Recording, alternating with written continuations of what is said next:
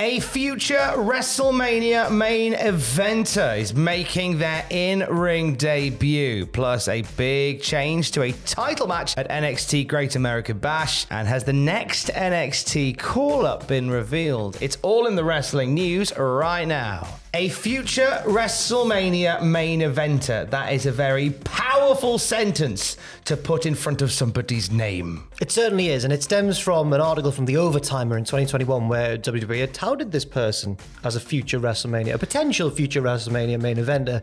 There was a big hullabaloo, I think that's the right word, when they were originally signed. And now they've finally made their in-ring debut. They're about to make their in-ring debut. They're about to. Sorry, they're about to. If you're watching this on Sunday night, they already have. Right. Because we're talking about Gable Steveson. Right. Now, I believe Gable Stevenson's been with the company for years now. It feels like ages ago now that they brought him out at WrestleMania and went, look at Gable Steveson, and he's made appearances, he's done this, he's done that. But he's very recently been appearing in a slightly more regular capacity on NXT as kind of the wrestling coach of Eddie Thorpe. I'll help you learn how to rough and tumble with the guys. With especially Damon Kemp, who I've got a history with. Wink. And then he doesn't say what his history is with him, but we all know, we can Google it. They're brothers. You Gable could Steveson say and Damon that Kemp. we're brothers. Wink.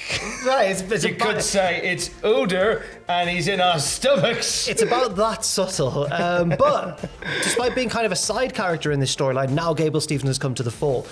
Recently, he was torn between, he was saying like, oh, I'm having a great time teaching you how to be an amateur wrestler, Eddie Thorpe, but I also have the Olympics to think about, NCAA collegiate stuff to think about. Should I go back there and win that again? Because apparently he's won that. He's been the best amateur wrestler in America several times. He's gone, I got all these different things, but I do love NXT. And then now he's decided, Tom, he's going to stay in NXT and take on Baron Corbin.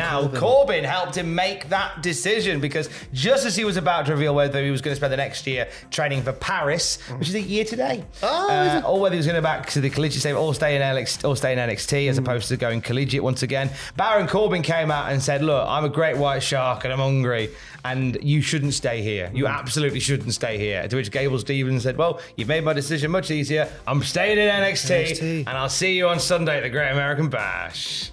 It's the Olympic Games, Gable. What are you doing? But no, you made my decision easy. I'm going to do the Olympic Games. I thought he was going to, but he apparently loves NXT that much. I'd have loved that. That'd have been such a chicken you-know-what thing to do. To go, you made my decision easy. I'm off. See ya. No, I'm baffled by the storyline because no one loves NXT that much, apart from maybe Ross. I think, Ross and Gable Steveson. Ross and Gable Steveson love NXT. But that means that we will see Gable Steveson have his first official WWE match. We've seen him suplex a heel from time to time, but now he's going to have his first official match against Baron Corbin at NXT's Great American Bash this weekend. There's been a change to a match at the Bash as well. We were set to see Wesley versus Mustafa Ali for the NXT North American title, but Dirty Dom decided to play spoiler last week, and a three-way match has now been added with Dom defending against Wes and Ali. Now this makes sense to me because I think Dirty Dom, you can have him keep the belt by cheating means, which sometimes are easier to do in a triple threat match, or you can have him be a transitional champion and lose the belt. And I think that wouldn't... Dom's one of those brilliant wrestling characters or figures where a loss doesn't hurt him at all because he's Dirty Dom. Yeah, exactly. He's not a big tough guy. He's sneaky. He's a weasel. He's in an interesting position as Dirty Dom because he's very much learning on the job still.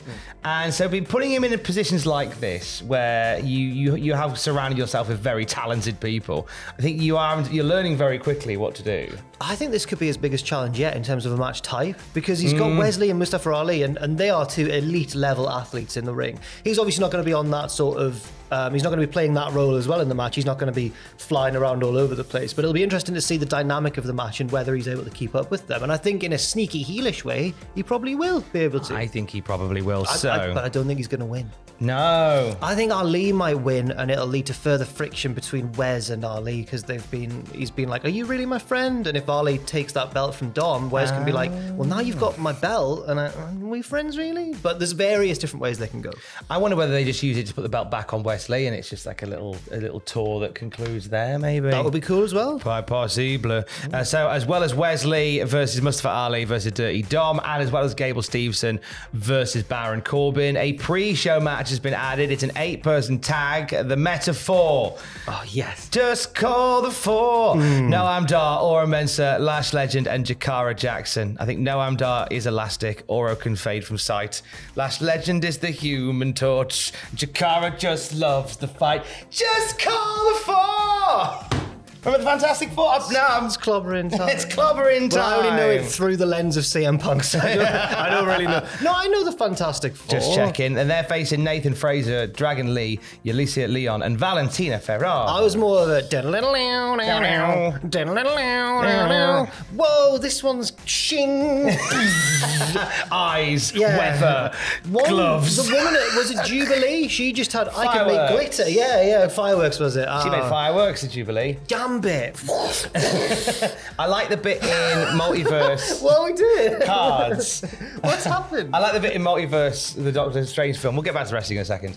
And it's been ages, so spoilers, by the way. If you've not seen it yet, that's on you. Where Professor X just wheels in and just briefly it goes, like, oh! I was sat next to Alex and she went, what? It did the thing! It did the thing! Sorry, wrestling, I forgot. So, as well as that, a Weapons Wild match was added to Great American Bash because Roxanne Perez has been trying to find her inner extreme. Yeah, she's taking on Blair Davenport, who was revealed a few weeks ago now. So in fact, maybe a couple of months ago now, as the woman who's been attacking other members of the women's locker room. It's been revealed as Blair Davenport, and now this is a pure heel versus babyface, no DQ fight. Fighting. NXT tag titles on the line. Gallus Boys on top.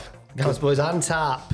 Good morning, Barry. Yeah. Taking on Tony D'Angelo and Stack. This has been a convoluted storyline. I don't know where it's going to go from here, but Tony D has been released from jail and he's got a shot at the tag titles. Yeah, it turns out it was a setup all along. Yeah, but I'm still confused. Convoluted way to get a tag title. Just ask for one. Yeah, challenge for one. That's all you do. You could just ask Barry, he'd have been fine with it. Actually, we always say good morning, Barry. Good morning, Molly. Good morning, Molly, as well. Molly watches. Good morning, Molly. Good morning, Barry. Absolutely. Submission match for the NXT Women's title taking place. Tiffany Stratton taking on the master of the Kimura, Thea Hale. Shut up, Brock Lesnar. Now, Brock who? She could win this. She could do it. If I had to put money on it, I would guess Tiffany Stratton would, because Triple H loves a long heel reign. I know it's Shawn Michaels now in charge of NXT, but in the Triple H creative era, long heel reigns are the thing. But Tia Hill could do it. She could do it. I'd love it to see her do it. She's been so much fun. And the NXT title on the line in the main event, Carmelo Hayes facing Ilya Dragunov. That could well be match of the night. It's shaping up. You know what? Now, once you kind of relax and embrace the madness of NXT, this is quite a fun card, I'd say. It is a fun card. Yes. And if you're off to Austin, Texas to go and see it, have a lovely time. Oh, yeah. One NXT star that I think is done having a lovely time on Tuesday nights and could be moving. Who are we talking about? We're talking about Cora Jade, Tom, because there was a surprising result on this week's NXT where Dana Brooke beat Cora Jade in was it a no DQ match? What was it? It was a straight up match. It was a straight up match. Cora Jade lost. She just lost the match and then has tweeted the word bye. Now, I thought Dana Brooke was going to be used to further build Cora Jade on NXT.